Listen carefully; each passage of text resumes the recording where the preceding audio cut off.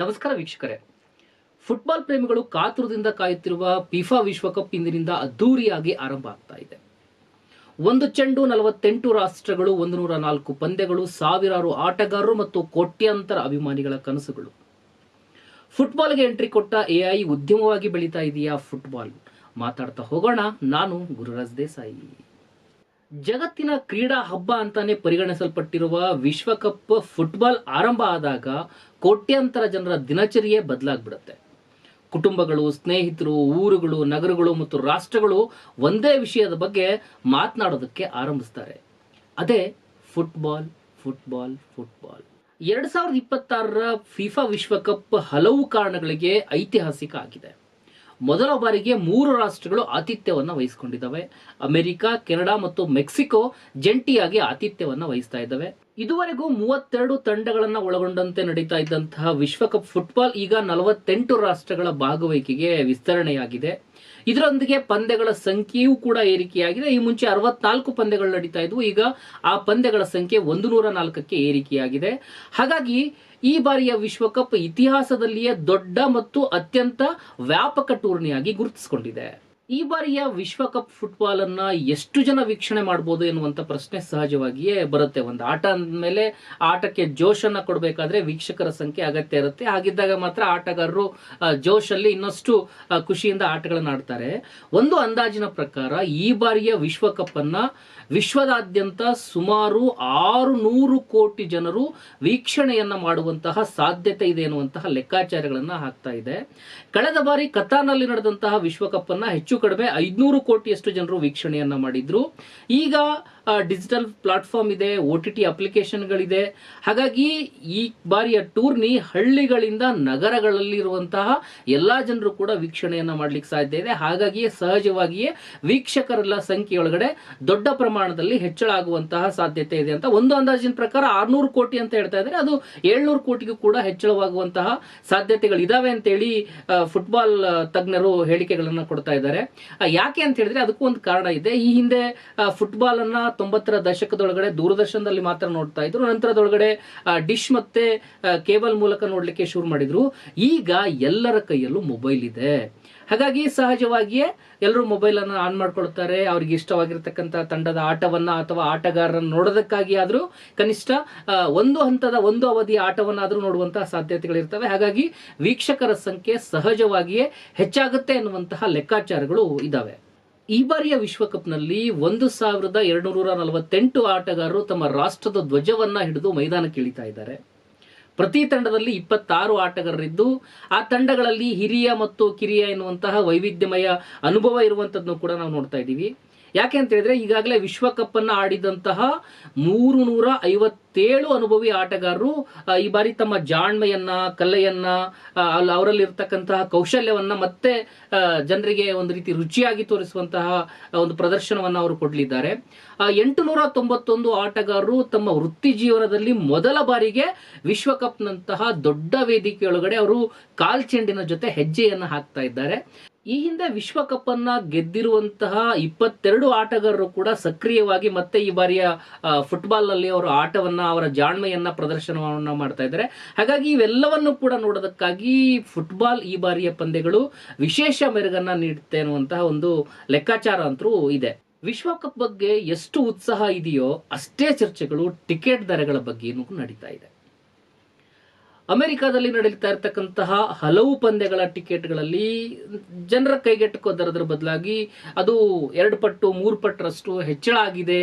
ಸಾಮಾನ್ಯ ನೋಡುಗನಿಗೆ, ಸಾಮಾನ್ಯ ಅಭಿಮಾನಿಗೆ ಒಬ್ಬ ಫುಟ್ಬಾಲ್ ಆಟವನ್ನ ಸವಿಯೋದಕ್ಕೆ ಸಾಧ್ಯ ಆಗ್ತಾ ಇಲ್ಲ. ಆ ರೀತಿಯ ಟಿಕೆಟ್ ದರಗಳನ್ನ ಹೆಚ್ಚಳ ಮಾಡಲಾಗಿದೆ ಎನ್ನುವಂತಹ ಆರೋಪಗಳು, ಟೀಕೆಗಳು ಕೂಡ ಕೇಳಿ ಬರ್ತಾ ಇದ್ದಾವೆ.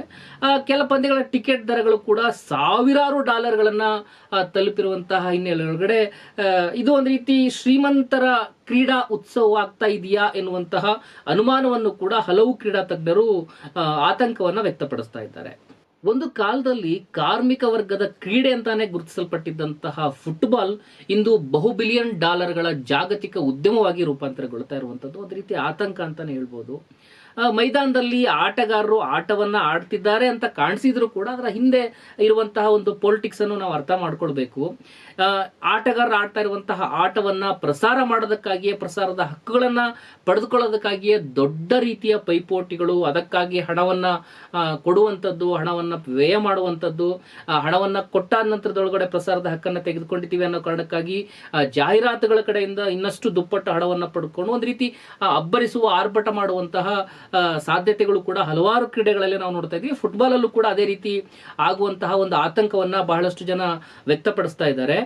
ಬಹುರಾಷ್ಟ್ರೀಯ ಕಂಪನಿಗಳು ಪ್ರಾಯೋಜಕತ್ವವನ್ನು ಪಡೆದುಕೊಂಡಿರ್ತಕ್ಕಂಥದ್ದು, ಕೋಟ್ಯಾಂತರ ಡಾಲರ್ಗಳ ಜಾಹೀರಾತು ವ್ಯವಹಾರ ನಡೀತಾ ಇರುವಂತದ್ದು, ಪ್ರವಾಸೋದ್ಯಮ, ಹೋಟೆಲ್ ಉದ್ಯಮ, ವಿಮಾನಯಾನ ಸೇವೆಗಳು ಮತ್ತು ಕ್ರೀಡಾ ಮಾರುಕಟ್ಟೆಯ ವಿಶಾಲ ಆರ್ಥಿಕ ಸರಪಳಿ ಇಲ್ಲಿ ದೊಡ್ಡ ಪ್ರಮಾಣದಲ್ಲಿ ಕಾರ್ಯವನ್ನು ನಿರ್ವಹಿಸ್ತಾ ಇದೆ. ಹಾಗಾಗಿ ಇದು ಒಂದು ರೀತಿ ಶ್ರೀಮಂತರ ಆಟ ಆಗ್ತಾ ಇದೆಯಾ ಅನ್ನುವಂತಹ ಆತಂಕ ಒಂದ್ ಕಡೆ ಇದ್ದಾಗ್ಲೂ ಕ್ರೀಡಾಭಿಮಾನಿಗಳನ್ನ ರಂಜಿಸೋದಕ್ಕಾಗಿ, ಕ್ರೀಡಾಭಿಮಾನಿಗಳ ಉತ್ಸಾಹವನ್ನ ಒಂದು ರೀತಿ ವ್ಯಾಪಾರೀಕರಿಸುವಂತಹ ಕೆಲಸವೂ ಕೂಡ ಇಲ್ಲಿ ನಡೀತಾ ಇದೆಯಾ ಅನ್ನುವಂತಹ ಆತಂಕವು ಕೂಡ ಕಾಣಿಸ್ತಾ ಇದೆ.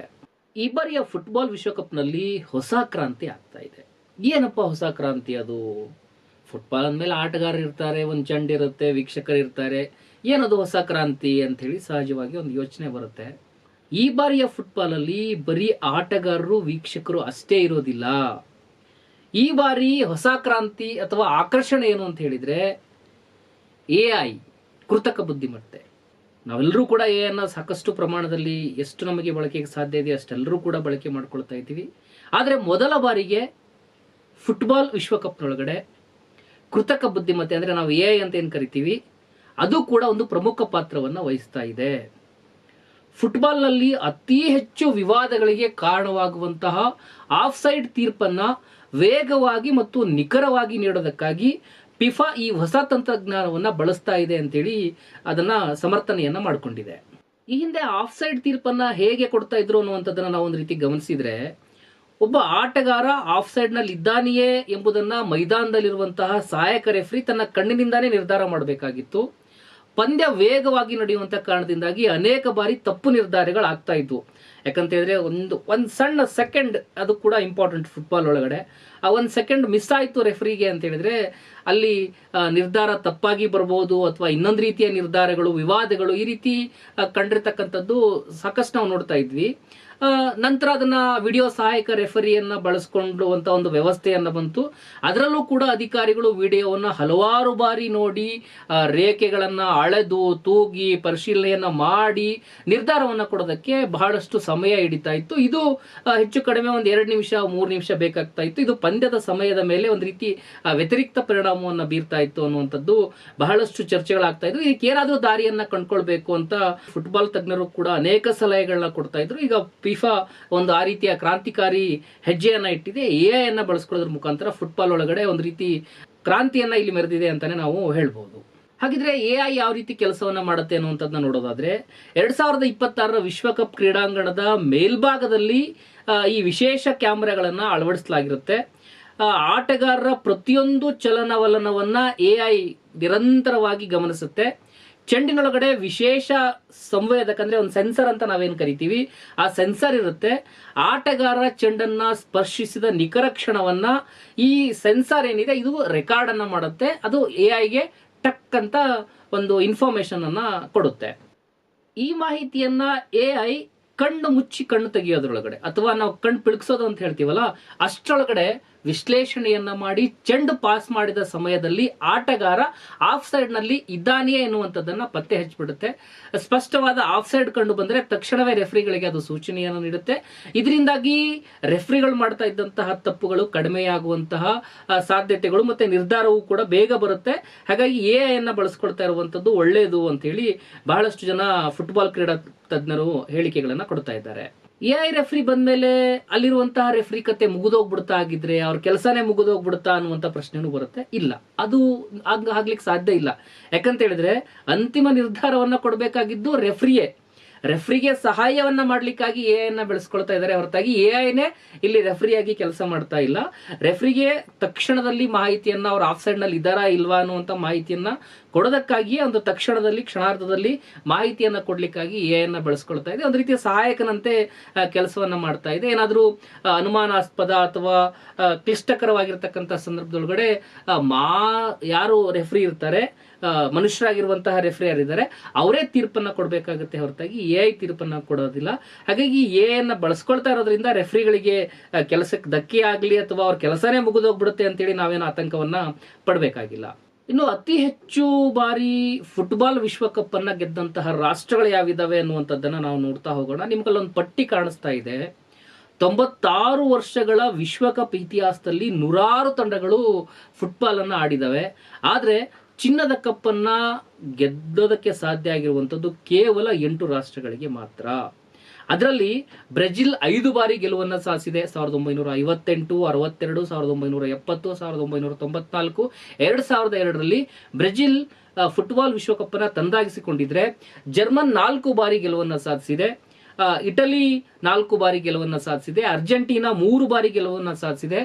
ಫ್ರಾನ್ಸ್ 2 ಬಾರಿ ಗೆಲುವನ್ನ ಸಾಧಿಸಿದೆ. ಉರುಗ್ವೆ 2 ಬಾರಿ ಗೆಲುವನ್ನ ಸಾಧಿಸಿದೆ. ಇಂಗ್ಲೆಂಡ್ 1 ಬಾರಿ ಗೆಲುವನ್ನ ಸಾಧಿಸಿದೆ. ಸ್ಪೇನ್ 1 ಬಾರಿ ಗೆಲುವನ್ನ ಸಾಧಿಸಿದೆ. ಫುಟ್ಬಾಲ್ ಇಷ್ಟೊಂದು ಜನಪ್ರಿಯ ಆಗ್ಲಿಕ್ಕೆ ಕಾರಣ ಆಗಿರುವಂತದ್ದು ಫುಟ್ಬಾಲ್ ಆಟಗಾರರು. ಈ ಫುಟ್ಬಾಲ್ ಆಟಗಾರರಿಗೆ ದೊಡ್ಡ ಪ್ರಮಾಣದ ಅಭಿಮಾನಿಗಳಿರ್ತಾರೆ. ಅದೊಂದು ರೀತಿ ಹುಚ್ಚು ಅಭಿಮಾನಿಗಳು ಅಂತ ಹೇಳಿದ್ರು ಕೂಡ ತಪ್ಪಾಗ್ಲಿಕ್ಕಿಲ್ಲ. ಈ ಸಂದರ್ಭದೊಳಗಡೆ ಅವರ ಫೋಟೋಗಳನ್ನ ಟ್ಯಾಟೋಗಿ ಹಾಕೊಳ್ತಾರೆ, ಅವ್ರ ಫೋಟೋಗಳನ್ನ DP ಆಗಿ ಇಟ್ಕೊಳ್ತಾರೆ. ಆ ರೀತಿ ಅವರ ನೆಚ್ಚಿನ ತಾರೆ ಯಾರಿರ್ತಾರೆ, ನೆಚ್ಚಿನ ಫುಟ್ಬಾಲ್ ತಾರೆ ಯಾರಿರ್ತಾರೆ ಅವರನ್ನ ಆರಾಧಿಸುವಂತಹ, ಅವರನ್ನ ಒಂದು ರೀತಿ ಅವ್ರು ಚೆನ್ನಾಗಿ ಆಡ್ಬೇಕು, ಚೆನ್ನಾಗಿ ಗೋಲನ್ನ ಹೊಡಿಬೇಕು, ಈ ರೀತಿಯ ಅಭಿಮಾನಿಗಳು ಇರ್ತಾರೆ. ಮತ್ತೆ ವಿಶ್ವದ ಶ್ರೇಷ್ಠ ಆಟಗಾರರು ತಮ್ಮ ಪ್ರತಿಭೆಯನ್ನ ಪ್ರದರ್ಶಿಸುವಂತಹ ವೇದಿಕೆನೂ ಕೂಡ ಹೌದು. ಹಾಗಾಗಿ ಈ ಬಾರಿಯ ವಿಶ್ವಕಪ್ ನಲ್ಲಿ ಅನುಭವಿ ದಿಗ್ಗಜರು ಮತ್ತು ಹೊಸ ತಲೆಮಾರಿನ ಪ್ರತಿಭಾವಂತ ಆಟಗಾರರ ಮೇಲೆ ಅಭಿಮಾನಿಗಳು ವಿಶೇಷವನ್ನ ಗಮನವನ್ನ ಸೆಳೀತಾ ಇದ್ದಾರೆ. ಅದರಲ್ಲಿ ಕೆಲವೊಂದಿಷ್ಟು ಜನ ಯಾರು ವಿಶೇಷ ಅಭಿಮಾನಿಗಳನ್ನ ಗಳಿಸಿರುವಂತಹ ಆಟಗಾರರಿದ್ದಾರೆ ಅನ್ನುವಂಥದ್ದನ್ನ ನಾವು ಒಂದಿಷ್ಟು ನೋಡ್ತಾ ಹೋಗೋಣ. ಲಿಯೋನಲ್ ಮೆಸ್ಸಿ, ಅರ್ಜೆಂಟೀನಾದ ನಾಯಕ ಲಿಯೋನಲ್ ಮೆಸ್ಸಿ ಈಗಾಗಲೇ ವಿಶ್ವಕಪ್ ಅನ್ನ ಗೆದ್ದು ತನ್ನ ಸಾಧನೆಗೆ ಕಿರೀಟವನ್ನು ಅವರು ತೊಡಸ್ಕೊಂಡಿದ್ದಾರೆ. ಹಲವು ವರ್ಷಗಳ ಕಾಲ ವಿಶ್ವದ ಅತ್ಯುತ್ತಮ ಆಟಗಾರರಲ್ಲಿ ಒಬ್ಬರು ಅಂತ ಹೇಳಿ ಕರೆಸ್ಕೊಂಡಿರ್ತಕ್ಕಂತಹ ಲಿಯೋನಲ್ ಮೆಸ್ಸಿ ತನ್ನ ಅದ್ಭುತವಾಗಿರ್ತಕ್ಕಂತಹ ಕೌಶಲ್ಯ, ಗೋಲುಗಳು ಮತ್ತು ನಾಯಕತ್ವದ ಮೂಲಕ ಕೋಟ್ಯಾಂತರ ಅಭಿಮಾನಿಗಳ ಮನವನ್ನ ಗೆದ್ದಿದ್ದಾರೆ. ವಿಶ್ವಕಪ್ನಲ್ಲಿ ಮತ್ತೆ ಅವರು ಮ್ಯಾಜಿಕ್ ಅನ್ನ ತೋರಿಸ್ತಾರಾ ಎನ್ನುವಂತಹ ಕುತೂಹಲ ಈಗ ಎಲ್ಲರಲ್ಲೂ ಕೂಡ ಮನೆ ಮಾಡಿದೆ. ಕ್ರಿಸ್ಟಿಯಾನೋ ರೊನಾಲ್ಡೋ ವಯಸ್ಸು ಮೀರಿದಂತಹ ಆಟಗಾರ. ಪೋರ್ಚುಗಲ್ನ ಫುಟ್ಬಾಲ್ ಇತಿಹಾಸದಲ್ಲಿ ಅತ್ಯಂತ ಯಶಸ್ವಿ ಆಟಗಾರರಲ್ಲಿ ಇವರೊಬ್ಬರು. ಹಲವು ದಾಖಲೆಗಳನ್ನು ನಿರ್ಮಾಣ ಮಾಡಿರ್ತಕ್ಕಂತಹ ರೊನಾಲ್ಡೋ ಅವರಿಗೆ ಇಂದಿಗೂ ಗೋಲ್ ಗಳಿಸುವಂತಹ ಸಾಮರ್ಥ್ಯವನ್ನು ಅವರು ಉಳಿಸ್ಕೊಂಡಿದ್ದಾರೆ. ಆದರೆ ವಿಶ್ವಕಪ್ ಟ್ರೋಫಿಯನ್ನ ಮಾತ್ರ ಅವರು ಇಲ್ಲಿಯವರೆಗೂ ಎತ್ತಿಡ್ಲಿಕ್ಕೆ ಸಾಧ್ಯ ಆಗಿಲ್ಲ. ವಿಶ್ವಕಪ್ ಟ್ರೋಫಿ ಅವರ ಕೈಗೆ ಇನ್ನೂ ಸೇರಿಲ್ಲ. ಹಾಗಾಗಿ ಅವರ ಮೇಲೆ ಬಹಳಷ್ಟು ನಿರೀಕ್ಷೆಗಳು, ಗಮನಗಳನ್ನ ಅಭಿಮಾನಿಗಳು ಇಟ್ಕೊಂಡಿದ್ದಾರೆ. ಈ ಸಾರಿ ಕ್ರಿಸ್ಟಿಯಾನೋ ರೊನಾಲ್ಡೋ ತನ್ನ ತಂಡಕ್ಕೆ ಪ್ರಶಸ್ತಿಯನ್ನ ತಂದುಕೊಡುತ್ತಾರಾ ಅನ್ನುವಂತಹ ಕುತೂಹಲವು ಕೂಡ ಹೆಚ್ಚಾಗಿದೆ. ಎಂಬಾಪ್ಪೆ ಹೊಸ ಯುಗದ ಸೂಪರ್ ಸ್ಟಾರ್.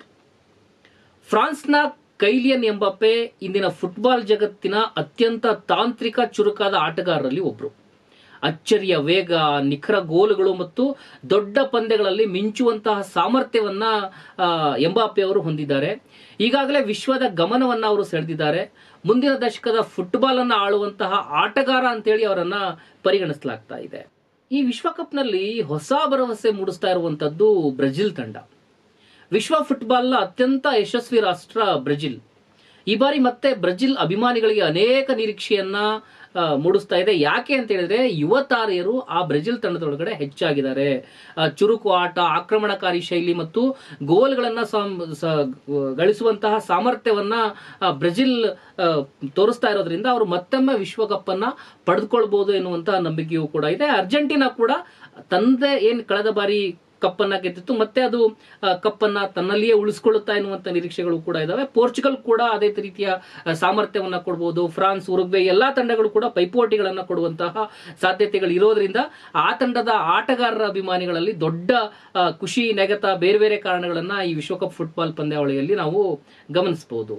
ನಾನು ಆರಂಭದಲ್ಲಿ ಹೇಳಿದ ಹಾಗೆ ಬಹಳಷ್ಟು ಜನ ಯುವ ಆಟಗಾರರು ಮೊದಲ ಬಾರಿಗೆ ವಿಶ್ವಕಪ್ ಅನ್ನ ಆಡ್ತಾ ಇದ್ದಾರೆ. ಆ ಆಟಗಾರರು ತಮ್ಮ ಪ್ರತಿಭೆಯನ್ನು ಕೂಡ ಪ್ರದರ್ಶನವನ್ನ ಮಾಡಲಿದ್ದಾರೆ. ಹಾಗಾಗಿ ಯಾರಿಗೂ ಪರಿಚಯ ಇದ್ದಂತಹ ಆಟಗಾರ ವಿಶ್ವಕಪ್ ನಂತರ ಜಾಗತಿಕವಾಗಿ ತಾರೆಯಾಗಿ ಹೊರಹೊಮ್ಮುವಂತಹ ಉದಾಹರಣೆಗಳು ಸಾಕಷ್ಟು ಇರ್ತವೆ. ಹಿಂದೆ ಆ ರೀತಿ ನಡೆದಿದ್ದಾವೆ.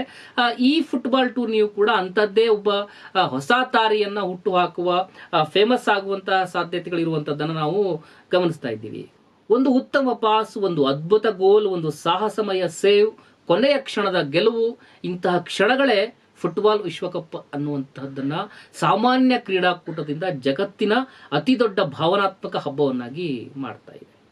ಇದನ್ನೆಲ್ಲ ನೋಡುವಾಗ ನಮಗೆ ಅನ್ಸುತ್ತೆ, ಭಾರತ ತಂಡವೂ ಕೂಡ ಇದ್ದಿದ್ರೆ ಎಷ್ಟು ಚೆನ್ನಾಗಿರ್ತಿತ್ತು ಅಂತ ಹೇಳಿ, ಅಲ್ವಾ? ಆದರೆ ಭಾರತದಲ್ಲಿ ಕ್ರಿಕೆಟ್ಗೆ ಸಿಗುವಷ್ಟು ಜನಪ್ರಿಯತೆ ಫುಟ್ಬಾಲ್ಗಿಲ್ಲ ಎನ್ನುವಂಥದ್ದಂತೂ ಸತ್ಯ. ಆದರೆ ಫುಟ್ಬಾಲ್ ಅಭಿಮಾನಿಗಳ ಸಂಖ್ಯೆ ಕಡಿಮೆ ಇದೆಯಾ?